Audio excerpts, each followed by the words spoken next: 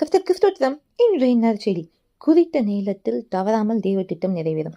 யாத்ராகமம் 13வது அதிகாரம் 34 41 பார்த்தீங்கன்னா, இஸ்ரவேல் ஜனங்கள் எகிப்திலிருந்து புறப்படுறாங்க.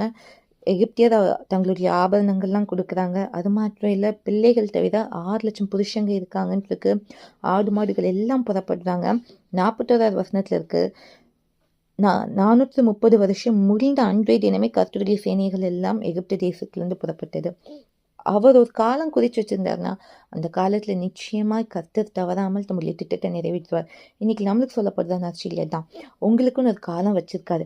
அந்த காலத்துல நீங்களே நினைச்சால் அதை தடுக்க முடியாது, யார் நினைச்சாலும் தடுக்க முடியாது. தேவ திட்டம் நிறைவேறும். அதனால சோர்ந்து போகாதீங்க, கலங்காதீங்க.